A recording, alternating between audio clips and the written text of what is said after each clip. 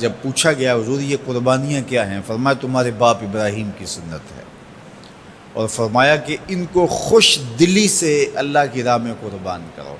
قیامت کے دن یہ اپنے بالوں کے ساتھ، اپنے سینگوں کے ساتھ اور اپنے کھروں کے ساتھ آئیں گے، اور یہ بھی ارشاد فرمایا کہ کل پل صراط پر یہ سواریاں بن کے تمہیں پل صراط سے پار لگائیں گے۔ اور جب قربانی کے لیے کوئی شخص جانور خوش دلی کے ساتھ رضائے الہی کے حصول کے لیے ذبح کرتا ہے تو اس جانور کا خون زمین پر گرنے سے قبل یہ عمل قبول کر لیا جاتا ہے۔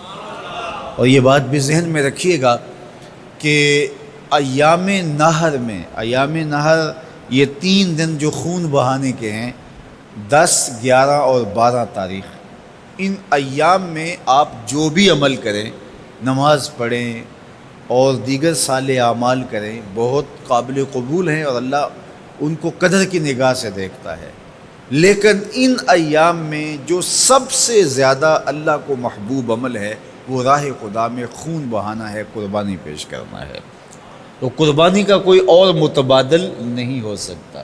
کچھ لوگ یہ فلسفہ ان دنوں کے اندر بیان کرتے ہیں کہ 20-50 ہزار کی قربانی کرنے کی بجائے اتنے اگر کسی غریب کو دے دیے جائیں تو اس کے 2-3 مہینے خیریت سے گزر جاتے ہیں، اور وہ گھر کے اندر جو ہے وہ ضرورت کی چیزیں ڈال لے تو گوشت تو 2-4 دن کے اندر کھایا پیا جاتا ہے، ختم ہو جاتا ہے۔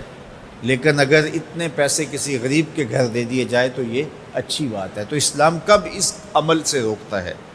غریب کی مدد کیجیے، صرف عید کے دن ہی نہیں، مینڈے کی جگہ ہی نہیں، بلکہ اسلام تو راہ خدا میں جانور ذبح کر کے اسی جذبے کو بیدار کرنا چاہتا ہے کہ تمہیں گوشت کی ضرورت بھی نہیں تھی پھر بھی تم نے ذبح کر دیا، تو جہاں ضرورت ہوگی اور تمہاری ہمسائیگی میں، تمہارے اطراف میں جب کوئی غریب ہوگا تو پھر تم اس کے لیے ذبح کیوں نہیں کرو گے؟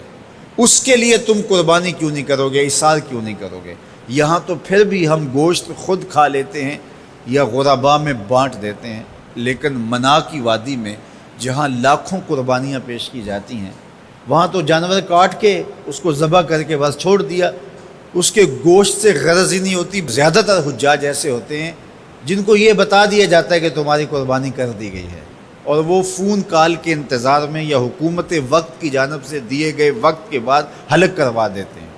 تو انہوں نے نہ اپنا جانور دیکھا ہوتا ہے، نہ اس کو ذبح ہوتے دیکھتے ہیں، تو صرف انہیں ٹائم بتلا دیا جاتا ہے یا ان کو کال کر دی جاتی ہے تو یہ ان کے لیے کافی ہوتا ہے۔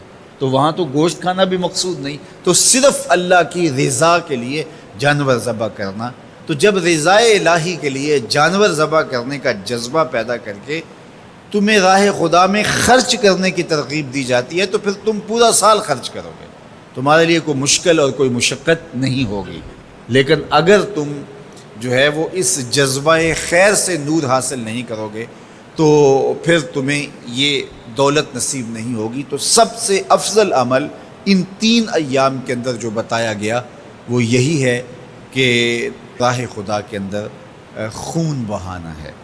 اللہ کے محبوب علیہ الصلوۃ والسلام کی خدمت میں جو ہے وہ مینڈے لائے گئے جو چتکبرے تھے، اور حضور علیہ الصلوۃ والسلام نے اپنے مبارک ہاتھ سے ان کو ذبح کیا۔ تو عید قرباں یہ ایثار کی عید ہے، یہ قربانی کی عید ہے، اور اسلام ہمیں قربانی سکھاتا ہے۔ اسلام لمحہ لمحہ قربانی ہے، ایک ایک ساعت اسلام قربانی کا نام ہے۔